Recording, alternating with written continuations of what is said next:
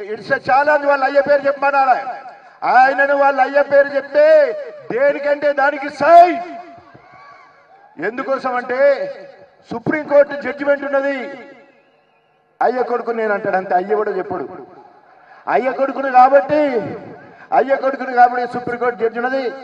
మా అయ్య బిడ్డ కాబట్టి సుప్రీంకోర్టు జడ్జిమెంట్ ఉందని బిడ్డ కూడా అదే మాట చెప్తుంది. అయ్యే నకిలీరా కాబట్టి బిడ్డే నకిలీ నకిలీ నకిలీ అన్ని నకిలీ. ఆమె కులంతో పాటు మతాన్ని కూడా అగౌరవపరుస్తా ఉంది.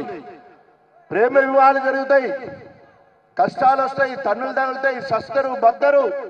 ఆ ప్రేమ కట్టుబడి అవ్వ కావాలి బువ్వ కావాలని ఉంటుంది కావ్యం ముచ్చట. అటేమో ముస్లిం కావాలి, బిడ్డ పేరేమో దియా, ఒక బిడ్డ పేరు, ఇంకో బిడ్డ పేరు మెహందీ, నజీర్, ఆఖరికి తోక కడియం అని పెట్టిళ్ళు. ఎందుకంటే ఎప్పుడైనా దెబ్బ పడితే ఈ కడియం కూడా అడ్డొస్తుందని చెప్పేసి. ఎంత ఘోరం అంటే ప్రతిది కూడా మోసం చేసి ఈరోజు దళితుల హక్కుల మొత్తాన్ని కూడా తెలుగుదేశంలో ఉన్నప్పుడు మార్కెట్ శాఖ అందరికంటే ముందు అక్కడ అవినీతి, తర్వాత సోషల్ ఫేర్ మంత్రి అక్కడ విదేశాల్లో, మలేషియాలో, సింగపూర్లో, బెంగళూరులో, ఆంధ్రలో ఆస్తులు సంపాదించి కుబేరుడులకు ఎంత ఆస్తులు తెలియనట్టు ఇవాళ అన్ని ఆస్తులు నాయనకు. మళ్ళా కేసీఆర్ దగ్గర పోతాడు, మొక్తాడు, ఎంపీ టికెట్ తీసుకుంటాడు, పెద్ద మూట తీసుకుంటాడు. కేసీఆర్ దగ్గర పెట్టి రిపోర్ట్ జర తప్పొస్తుంది, ఆర్థికంగా కొంచెం మీరు సాయం చేయాలని చిన్న మూట కోసము కేటీఆర్ అన్న దగ్గరికి పోతాడు. ఎప్పటికీ సాయం చేసే దయాన్ని ఉన్ననే ఉన్నాడు, ధర్మాన్ని ఉన్ననే ఉన్నాడు, పోచంపల్లి ఉన్ననే ఉన్నాడు. వీళ్ళందరినీ కాకబట్టిండు ముందే. అందరినీ ఇక్కడ ఉన్న వాళ్ళందరినీ ముందు కాకబట్టి మొత్తము బిడ్డను తీసుకుపోయిండు, అందరికి అప్పచెప్పిండు, మూటలు పట్టుకొచ్చుకున్నాడు.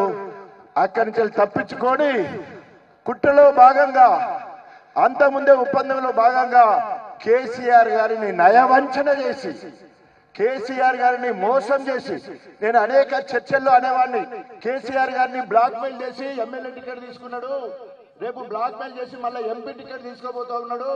నాకు చాలా బాధగా ఉంది. అంటే కేసీఆర్ గారిని బ్లాక్ మెయిల్ చేసే కెపాసిటీ కడియం అంటే ఆయన గండరగండు, మోసగాళ్ళకే మోసగాడు, అవినీతి పరుడు.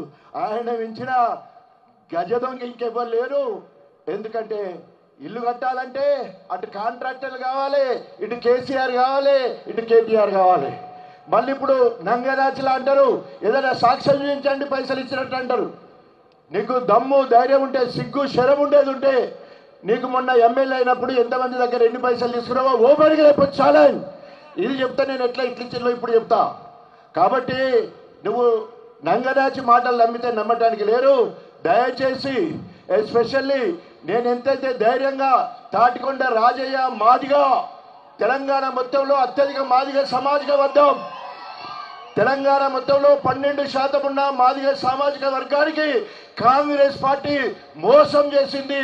ఆ మోసానికి పెట్రోల్ పోసినట్టు ఈరోజు కడియం చేరి ఒక నకిలీ దళితుడు బైండ్లు అనే పేరుతోటి 600 జనాభా 429 ఓట్లున్నాడు.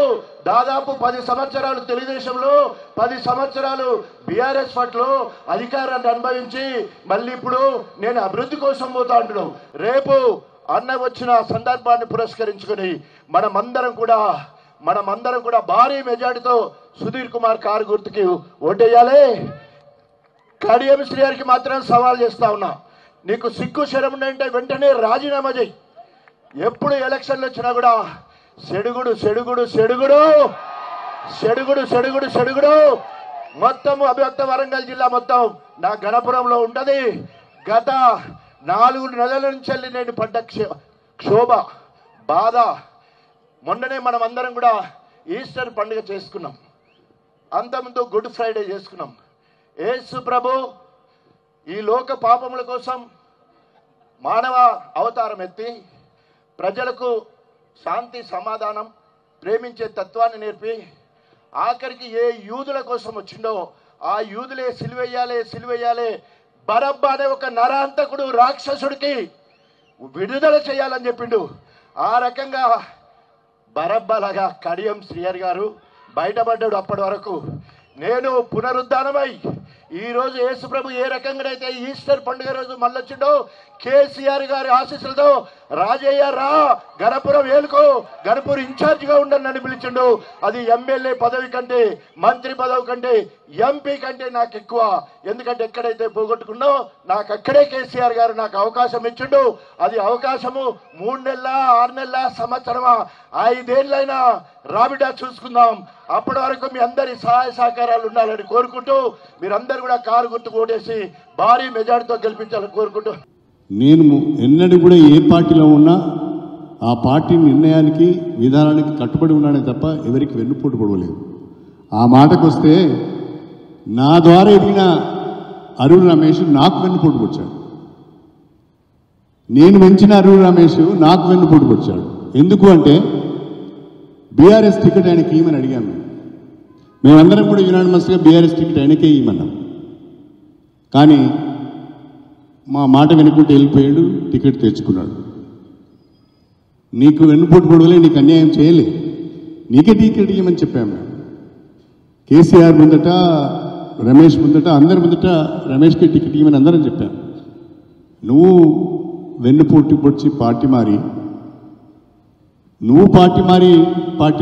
ఇతరుల మీద నువ్వు మాట్లాడే అర్హత నీకెక్కడిది? నువ్వు కూడా పార్టీ మారినావు కదా.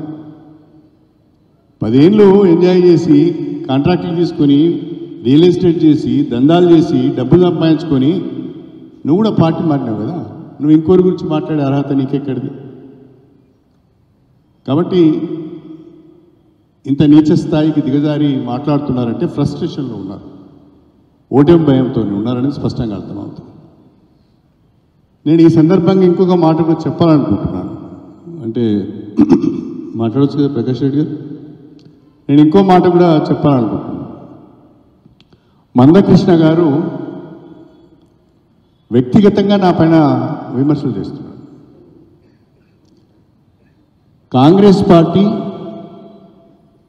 కారణాలు ఏమైనా విజయావకాశాలను దృష్టిలో పెట్టుకొని నాగర్ కర్నూలు, వరంగల్, పెద్దపల్లి నియోజకవర్గాలకు అభ్యర్థులను ఖరారు చేశారు. కారణం ఏంటి అనేది మందకృష్ణ చెప్పవలసిన అవసరం లేదు. ఇంకో మాట ఏమంటాడు, నేను మాదిగలకు ద్రోహం చేసిన అంటాడు. నా జీవితంలో ఎవరికి ద్రోహం చేయలేదు, ప్రత్యేకంగా మాదిగలకు కూడా నేను ద్రోహం చేయలేదు. అవకాశాలు నన్ను వెతుక్కుంటూ వచ్చాయి. నేను అవకాశాల కొరకు పరిగెత్తలేదు. అవకాశాలు నన్ను వెతుక్కుంటూ వచ్చాయి. ప్రత్యేకంగా ఇవాళ మాదిగలకు ద్రోహం చేస్తున్నది మందకృష్ణ మాదిగ. ఇప్పుడు ఆపరేషన్ లేకుండానే మోకాళ్లకు ప్లాస్మా ట్రీట్మెంట్. మీ ఆర్థోపెటిక్ సమస్యలన్నిటికీ రోబోటిక్ టెక్నాలజీ ద్వారా తక్కువ ఖర్చుతో శాశ్వత పరిష్కారం. ఫ్రీ కన్సల్టేషన్, ప్రతి ట్రీట్మెంట్ పై 20% డిస్కౌంట్. ఈ ఆఫర్ కొద్ది రోజులు మాత్రమే. త్వరపడండి. V9 hospitals 9281465842.